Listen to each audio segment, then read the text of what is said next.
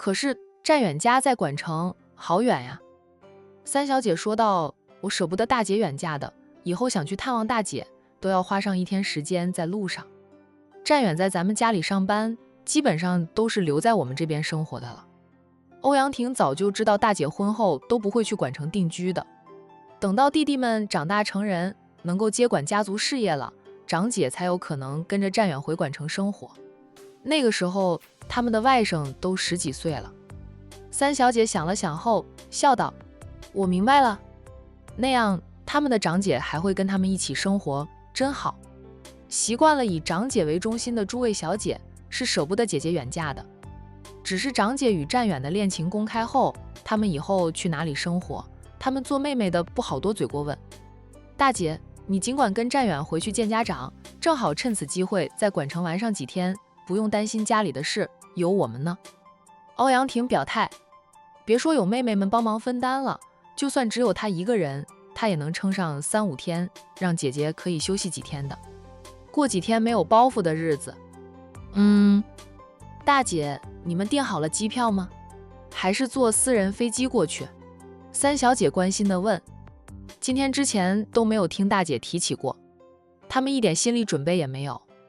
战远定了，不坐私人飞机，无法及时安排了。就我和战远2个人订2张机票就行。欧阳雅这一次出远门，连保镖都不带。战远能保护他，他也有自保的能力。他去的地方是管城，管城是战家的地盘。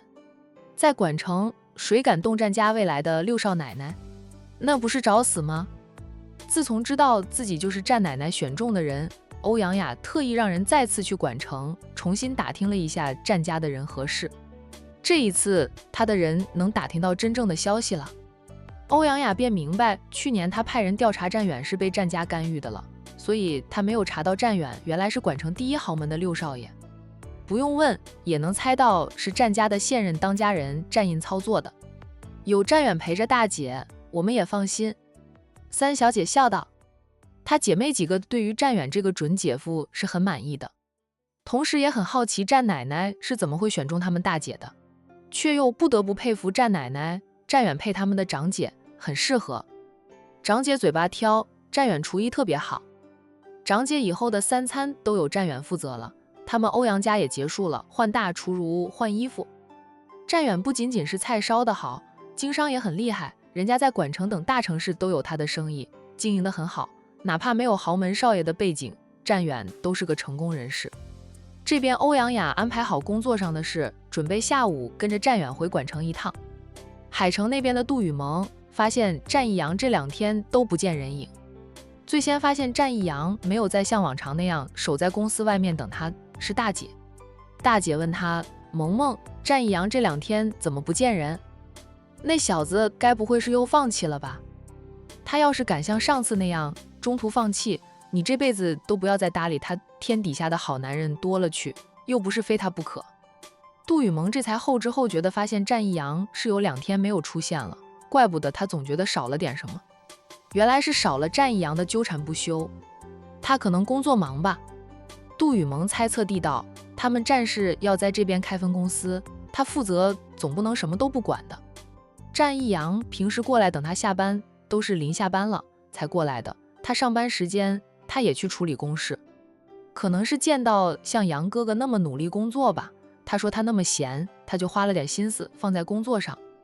他平时就没有工作，但到下班时间，他照样在公司门口等着你，还会提前1个小时或者半个小时等着。这2天是彻底不见他露面，该不会是他觉得向阳更得咱们家人喜欢退出了吧？真那样的话，他都要看不起战义阳了。杜雨萌笑，大姐不是不看好他吗？我不是看不好他，是恼他以前那样对你。真正评价一个人时，战义阳还是能打高分的。最主要的是战义阳当初放弃妹妹，那是被妹妹摆了一道的，他不知道妹妹就是他爱的那个女孩子。妹妹马甲多吗？杜大小姐都是后来才知道这些，以前她都不知道自家堂妹拥有那么多马甲，只知道堂妹身手不错，谁想到身为杜家的2小姐，妹妹竟然经常半夜3更戴个面具就出去闯荡江湖呢。你和向阳只是兄妹之情，我二叔和二婶心里也是认可战一阳的，向阳的心更不在你这里。话说那个向阳和你那个干姐姐，什么时候有个真正的结局？杜雨萌默了默后说道，那是他们的事，他们自己会处理好。我对向阳只有兄妹之情，他对向阳也不算了解，哪怕向阳是母亲的干儿子，是他的干哥哥，但向阳一直都在国外的，偶尔回国待的时间也不长。以前向阳回国时，他都还跟在师傅身边学艺，不在家里，见面的机会太少。我喜欢的是战一阳，从头到尾都是他。杜雨萌说着拿起了手机，正想打电话给战一阳，战一阳就发了信息给他，是图片信息。他点开了微信，点开战一阳的信息一看，是一张出生婴儿的照片。这是谁家孩子？杜雨萌忽然记起了童姐，她本能地看一下台历，反应过来，这张出生婴儿的照片就是童姐的儿子吧？童姐生了。战一阳应该是收到了消息，所以回了管城。那个混蛋走的时候也不跟他说一声，童姐生了，他跟着过去看看，不是不可以。但是战一阳没有跟他说，自己匆匆忙忙跑回去报侄儿了。他又忙，都忘记了这件事。杜雨萌飞快地去翻看朋友圈，没有看到海童发朋友圈，猜到海童应该是刚生不久，还没有发朋友圈。他打电话给海童，在海童接听电话后，他笑问：童姐，你生了吗？生了王子还是公主？战一阳回去了。那混蛋怎么不跟我说一声？海童答道：昨天傍晚生的，是个儿子，7斤重，我母子平安。老四刚回来的吧？反正我是现在才看到老四。童姐，恭喜你。杜雨萌笑着道喜，我这几天忙一点，刚出差回来，暂时没有时间过去，不过你宝宝满月一定要告诉我，我过去喝满月酒。海童嗯了一声，一定会请你喝满月酒的，要让老四打电话给你吗？不用了，我和四少爷也就是普通朋友，他去哪里那是他的自由，不必跟我说，我只是觉得他要是跟我说一声，我就算不能过去，也会将早就准备好的小金锁让他带过去给宝宝的。不管他和战一阳能不能有结果，他和海童关系好，已经是朋友，海童生娃，他肯定要送礼物。从战一阳嘴里知道海童的预产期在这个月，他就提前打造好了金锁以及金手镯。海童没有戳破杜雨萌的谎言，在杜雨萌的心里，战一阳可不是普通朋友。他说道：那行，你先忙，到时候满月了，请你过来喝满月酒。好。杜雨萌很快挂了电话。杜大小姐问他，战家大少奶奶生了？生了，生了个儿子，母子平安，大家都猜到他肯定是生儿子的了。杜雨萌笑道，大家都说他们战家是和尚庙，嫁进去的女人生的都是儿子，想生个女儿挺难的。战一阳这2天不在，那是他回去看他大嫂了。童姐这一胎对于战家人来说特别重要，是战奶奶的第一个曾孙辈。估计战家的其他少爷在收到这个消息后都会回家吧，他们当叔叔了吗？杜雨萌是很喜欢战家人的相处方式，觉得特别的有爱。战一阳能让他心动，战家的好家风加分不少，他就喜欢战家，比他们杜家更有爱。杜大小姐话里都带着点羡慕，说到管城战家人丁兴旺不说，还特别的和睦，这的确是让人羡慕嫉妒恨。海童是个很幸福的女人，长辈疼爱，丈夫深爱，小叔子们个个都敬重她。一般的家庭，就算是嫂子生孩子，当小叔子的顶多就是打电话发信息道个喜，很少全都回家看望的，他们特别的重视这个侄儿，这才是让人羡慕的。杜雨萌恩着，是的，战家特别重视童姐这一胎，若是童姐一胎得女，战家怕是要连续放1个月的鞭炮。战家长辈有多盼女儿？杜大小姐失笑地道，豪门大族多是盼着儿孙满堂的，若是咱们家数代以内都没有女儿，咱们肯定会集万千宠爱于一身。杜大小姐笑，也是数代都没有女儿，是会盼女儿。人都是这样，有了儿子就想有女儿，都是生儿子就盼女儿，都是生女儿又盼儿子。宝宝满月时，我也跟着过去喝满月酒，以后咱们两家都是亲戚了。杜大小姐打趣着妹妹。杜雨萌大方地道，只要大姐有时间，童姐随时欢迎大姐过去喝酒。早在我爱上战一阳时，就决定了嫁给他，战家就是我的准婆家。杜大小姐笑他，我还以为你放弃过呢。怎么可能，好不容易遇到一个这么好的婆家，傻子才会放弃。况且战一阳爱的人一直都是我，若是他真爱过别人，我可能还会放弃。不过在放弃之前，我会去争取一下，争取不了，那就放弃了。只能说明我和他有缘无分。还好，我和他很有缘分，战奶奶帮他挑选的妻子人选也是我。他现在说他会听战奶奶的安排，这辈子就认定我了。杜大小姐说道，那也是他知道狐狸是你，他才会这样说的。狐狸是我，萌宝是我，杜雨萌也是我，管他爱上哪一个都是我。就是偶尔我还是会吃自己的醋。我堂堂杜家二小姐，怎么就不如狐狸了吗？杜雨萌承认自己有时候会吃自己的醋，会在纠结战一阳爱的是披着狐狸马甲的他，而不是以真面目真实身份与他相处的杜二小姐。不用去纠结这个了，反正他爱的人都是你，以后你们夫妻俩怎么相处，那是你们的夫妻情趣。你可以时不时就穿红衣，化个妆，扮成百变狐狸与他相处。才不要呢，那样他只会越发的沉迷披着马甲的我。我想披着马甲的我应该是直率一点吧，没有背负着名门闺秀的枷锁。他喜欢那种性格的我。身为杜家二小姐，杜雨萌做任何事情都要为自己的家族考虑，免得坏了家族的名声，无形中就背负了名门千金的枷锁，不能自由自在无拘无束的。但她披着马甲在外面行走的时候，没有人知道她是杜家二小姐。她做任何事情都不需要替杜家考虑，凭着喜好去做，藏着掖着的真性情也会暴露无遗。战一阳喜欢的就是真性情的他。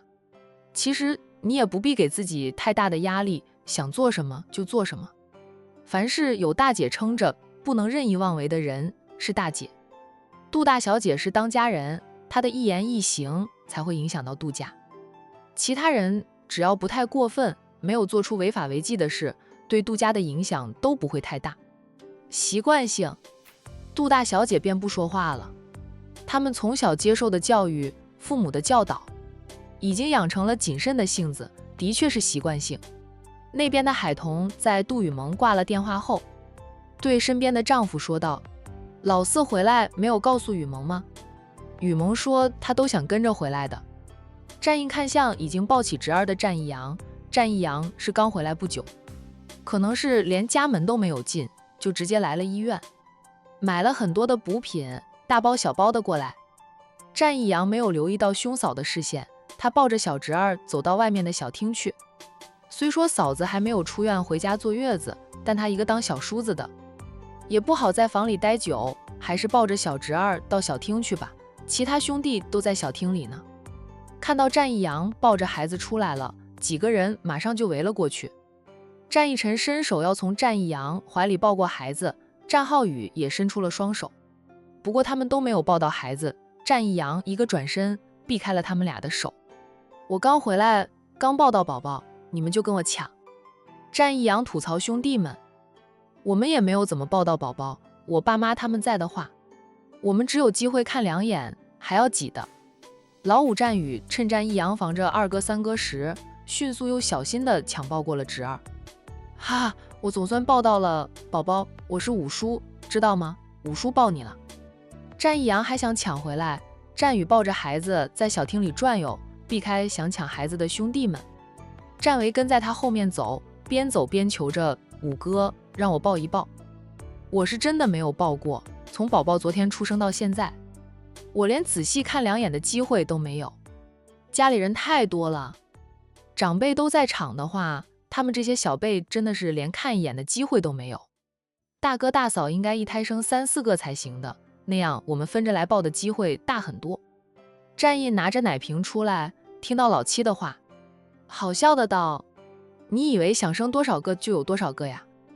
那么喜欢孩子，你们赶紧结婚，生个自己的娃，天天抱着都可以。老五，宝宝给我，要喂他吃了。战宇说道。大哥，奶瓶给我吧，我来喂，免得我一松手，想再抱到我的小侄儿，不知道什么时候呢。我老婆都还没有追到手，她只答应给我一个机会，还没有到结婚的那一步。战宇的未婚妻在他的坚持不懈追求下动了心，给他一个机会，现在2个人正在培养感情，什么时候能结婚还是个未知数。不过相较于四哥来说，老五觉得自己还好吧，至少他和未婚妻已经谈着恋爱了，亲也亲过，搂也搂过了，四哥怕是连初吻都还没有送出去呢。准四嫂还没有答应四哥的追求，倒是有一点，奶奶想看四哥追妻火葬场，怕是戏不精彩吧。四哥除了吃过一次辣椒，被冻过一回之外，就没有受到其他挑战及折腾了。杜家人的战斗力太差，应该说是杜家迫不及待想与战家结亲吧，怕太过火了，把战家四少爷吓走。你老婆都还没有，你会喂娃？战役说了老五一句，老五不客气地回了大哥，大哥也是第一次当爸，大哥不也是没有经验。战役一瞪眼，战宇就不敢嚷嚷了，赶紧小心翼翼地将小侄儿递还给大哥，心里嘀嘀咕咕的，等他结婚后，他要多生几个孩子，至少也要生3胎，要成为兄弟当中孩子最多的那个，最好能生一个闺女，到时候兄弟们都来抢抱他的闺女。他也像大哥这样，一瞪眼，闺女就回到他的怀里。哈哈哈！战宇只敢在心里嘀嘀咕咕，做着美梦偷着乐。真正面对大哥的瞪视时，他怂得比谁都快。战印抱着儿子回了房间，几位少爷不好再跟着。这个时候敲门声响起，战一阳去开的门，看到站在房门口的是周红林以及他的父母，3人手里都拿着东西。看到战一阳时，周红林有点呆愣，不知道怎么开口，特别是瞟到小厅里都是战家的少爷，周红林更是涨红了脸，都说不出话来。还是战一阳打破尴尬的，他淡冷地问周先生怎么来了。周红林是洋洋的亲爸，大家都疼爱洋洋，看在洋洋的份上，才会给周红林1分的薄面。周父碰了一下儿子，周红林回过神来，赶紧说道：我听说海童生了，便和我爸妈一起过来看看。海童曾经是他的小姨子，也可以说是他看着长大的。当初他和海玲恋爱的时候，海童还未成年，结婚时海玲唯一提的条件就是婚后他妹妹要跟着他们一起住，以前他还爱着海玲时，他是理解海玲对妹妹的担心，不放心让海童一个人住在外面，才会提出条件要让海童跟着他们一起住。他看着海童长大，在没有变心之前，他也真的把海童当成自己的妹妹来疼爱，所以他没有半点犹豫，答应了海玲的请求。他都不知道怎么就走到了离婚的这一步，哪怕他内心是嫉妒海玲比他优秀，婚后就让海玲辞职，在家里备孕，然后怀孕生子，让海玲与社会脱节。但那时候他还是想着和海玲过一辈子，什么时候开始变心的他都不知道，可能是从父母和姐姐经常在他面前说海玲的坏话吧，可能是海玲失去了经济来源，一次次要从他这里拿生活费吧。他开始觉得海玲没用，只能依赖着他过日子。对于看着长大的小姨子，他也失去了耐心，最终向海玲提出 AA 制，并嫌弃海童住在他家里。那个家，海玲是掏了几十万的装修费，是他先放弃的海玲，是他先失信于海玲，未能做到对他好一辈子的诺言。拉回了飘远的思绪，周红林堆着笑看着战一阳，等着战家人应允他进去看看海童。他给海童买了些补品，父母则给海童的儿子买了几套新衣服，还有几包尿不湿。知道海童什么都不缺，战家把他这个大少奶奶当成祖宗一样供着，看不上他买的这点东西，但他还是要送的。他是洋洋的爸爸，海童是洋洋的亲姨，他对洋洋这个外甥好的没话说，不说过去的亲情，仅是冲着洋洋，周鸿林也要来一趟，送点补品。进来吧。战一阳淡淡的说了句，便错开了身子，让周家3人入内。他跟着往回走，周鸿林将买来的补品递给战一阳，说道：“我给海童买了点补品。”战一阳不接，周先生有心了，你的心意我们领了，我大嫂最不缺的就是补品。周鸿林笑着，我知道海童什么都不缺，这是我们的一点小心意，还望四少代为收下。周父周母也将他们手上拿着的东西一并递给战一阳。想了想后，战一阳接过了他们买来的东西，随手放在一张单人沙发上。战一晨请周家3人坐下。周鸿林不好进去看海童母子，周母就开口问道：“几位少爷，我能进去看看海童和孩子吗？我大嫂在休息，大哥在喂宝宝，不是很方便。”接话的是战浩宇。周母讪笑2声，说道：“那我等会儿去看看宝宝。”战印在这个时候出来了，他手上拿着奶瓶。宝宝吃了奶粉后，海童抱着睡了。刚吃饱不好放躺下，怕会吐奶，海童才会抱着。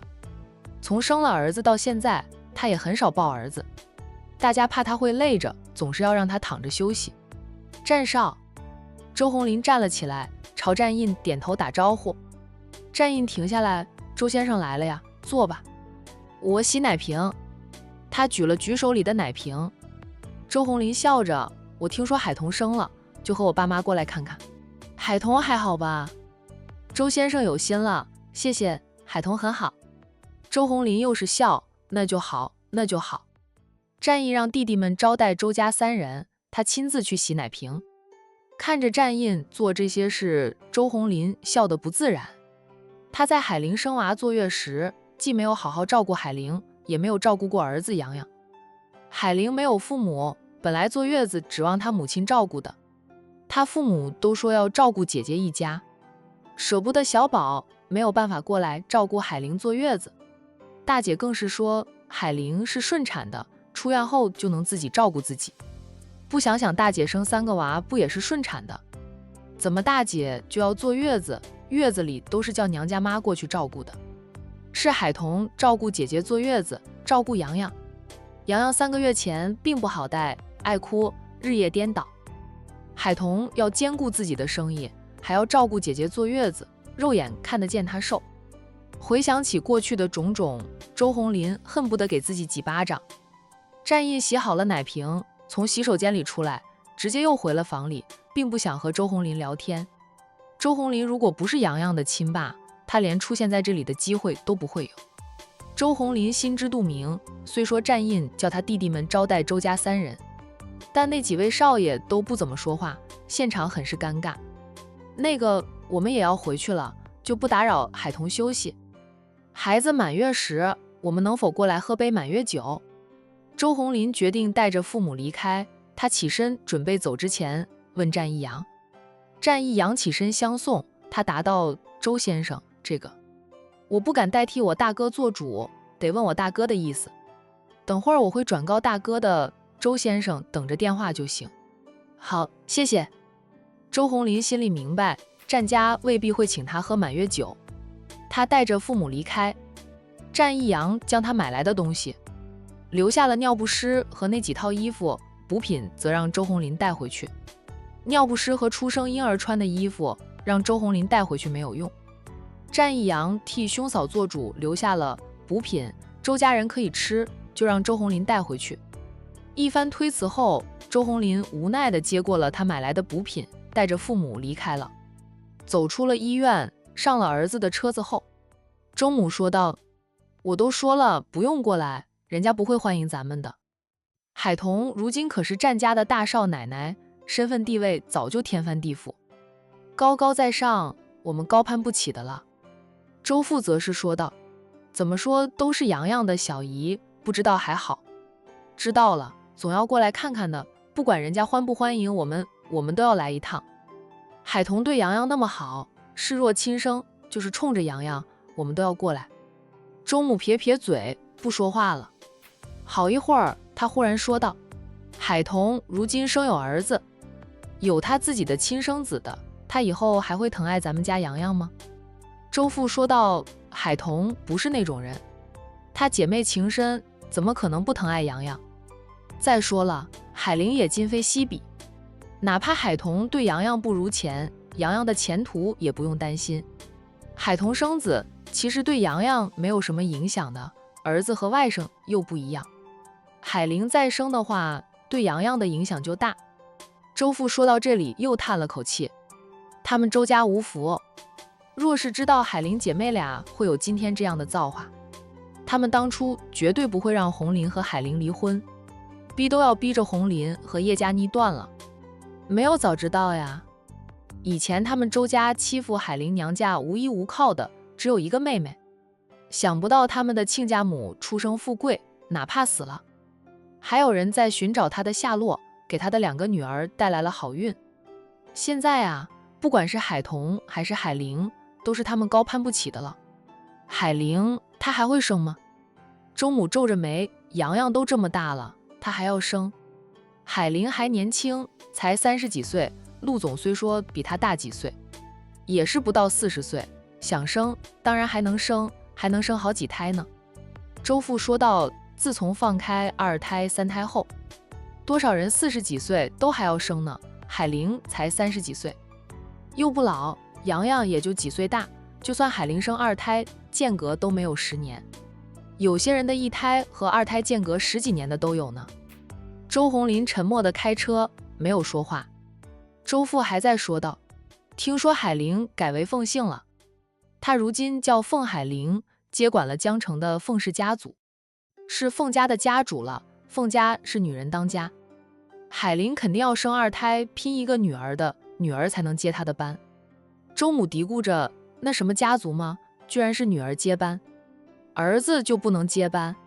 没有那样的规矩，咱们的洋洋就能接他妈妈的班。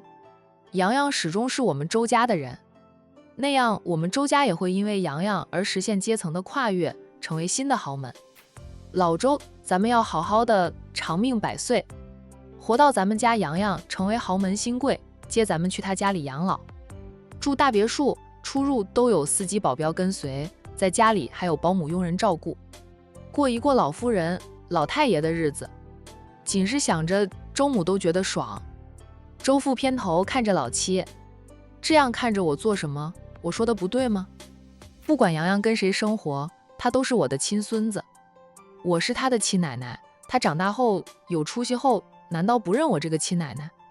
平时咱们待他也不差，隔3差5去看他，他想吃的想玩的都给他买，不能因为我们家里穷，他就不认咱们吧？海玲姐妹俩教不出白眼狼的，洋洋肯定会是个懂得感恩的孝顺孩子。心里再多的不满，周母都要承认，在教育孩子方面，海玲姐妹俩比他们都好。瞧瞧他们教出来的3个外孙成什么样子了。如今周母都要嫌弃自己的外孙，越来越不像话。妈，那是以后的事，现在不要说那些。洋洋才5、6岁，都还没有上小学呢，说那些做什么？周红林边开车边说着母亲。海玲已经在嫁，她要不要生2胎，那都是她的自由，她的事我们管不了，也不用担心洋洋。她不是那种有了第2个孩子就不要洋洋的人，就是海童也会一如以往疼爱洋洋的。我们做好自己分内的事就行，其他的不用管。5一放假，咱们去接洋洋回来住2天。不过爸妈不要再在洋洋面前说3道4的，不要以为洋洋不懂，洋洋很聪明，他什么都懂的。特别不要在我姐那里说这说那的，洋洋才是咱们家的未来。我姐的孩子那是她婆家的，我姐很自私。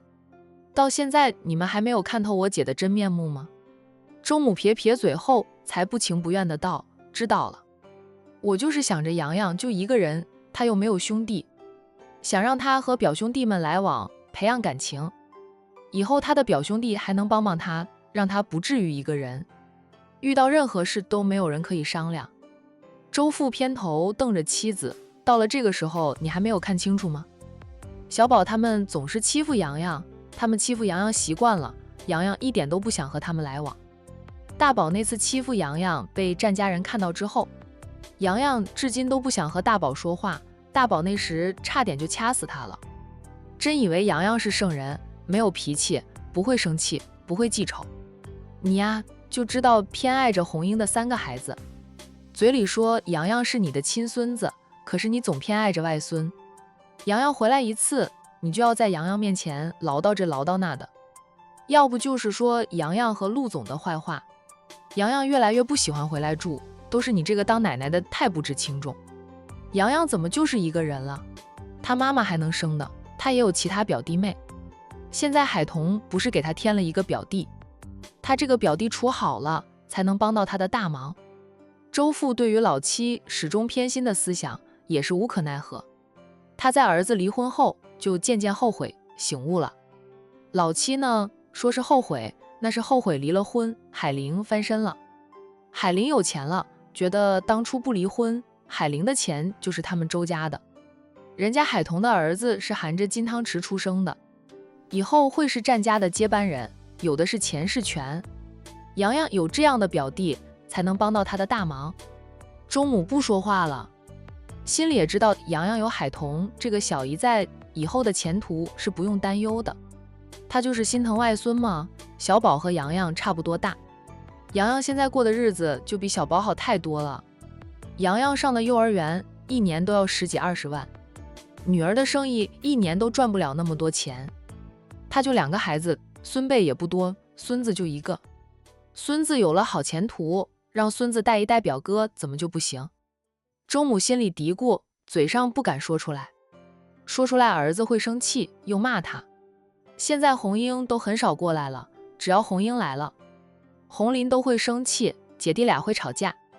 终究是要靠儿子养老，周母也不好再明目张胆地帮着女儿。妈，我和爸说的话你听进去了吗？你以后再在洋洋面前胡说八道，说海玲的坏话，我就送你回老家了，让你去我姐家里住。你以前帮了我姐那么多，我姐3个孩子都是你带大的，我就1个孩子你都没有帮我带过，不仅不带洋洋，以前还拿钱去帮我姐。我月入10万的时候，每个月给你们那么多的生活费，你们全都供在我姐姐的家里，养老也有姐的一份。你和我爸就一个跟我生活，一个跟我姐生活，自己的亲妈是什么德性，周红林还是清楚的。他不得不威胁要将老母亲送回老家去，免得母亲狗改不了吃屎。老是在洋洋面前说海玲夫妻俩的坏话，败坏了洋洋对他们的好感。以前洋洋见到他这个亲爸是很开心的，如今洋洋见到他也就是叫声爸爸，不像以前那么欢喜了。这都是母亲一手造成的。周母脸色变了变，不情不愿的道：知道了，我不会在洋洋面前说海玲的坏话。有了叶佳妮这个儿媳妇做对比后，周母也知道还是海玲更好的，可惜没有后悔药可以吃。说到底是他们周家无福，周家3人前脚离开医院，海玲夫妻俩后脚便到。海玲给妹妹送来了骨头汤，姐，我刚吃完早餐不久，现在喝不下汤了。海童背靠着枕头坐着，宝宝睡在他的身侧，吃饱喝足的小家伙就是睡，醒来了也就是哭1、2声，提醒大人们他醒了。战役认为儿子很好带，是个很乖的孩子。海童告诉他，高兴得太早了，出生婴儿刚出生那几天都是吃了睡，睡了吃的，慢慢长大一点，好不好带就知道了。洋洋刚出生那几天不也是这样？结果姐姐出院回家坐月子的时候，那叫做一个难带啊。还好现在小家伙很懂事，汤还很烫，你可以等会儿再喝，用的保温饭喝，没那么快冷的。你现在可以吃肉喝汤了，要补回来。海玲将保温饭盒放在床头柜上，才在床前坐下。她打量着妹妹的气色，说道：今天的气色好一点了，不过还是有点苍白，得好好补一补。月子里最重要就是吃好睡好，心情好。海童笑着，放心，战印绝对会把我母子俩当成猪来养的。海玲点一下他的额头，站印那是心疼你。他又看向外甥，刚睡的，半个小时前才喝完奶粉，吃饱了，睁开眼睛看一下，没2分钟又睡。海童眼神柔和地看着儿子，一天一个样，现在好看点了。洋洋说的小弟弟有点丑，那是大实话，现在就好看多了，人家本来就好看。海玲换了个位置，坐到了挨着孩子那边，看着孩子的睡颜，她也是满脸柔和。姐，刚才洋洋的爸和爷奶来过。海玲哦了一声，对此并不意外。周红林现在是不一样了，对洋洋尽到一个当爸的责任。知道妹妹生了孩子，周红林会过来看看很正常。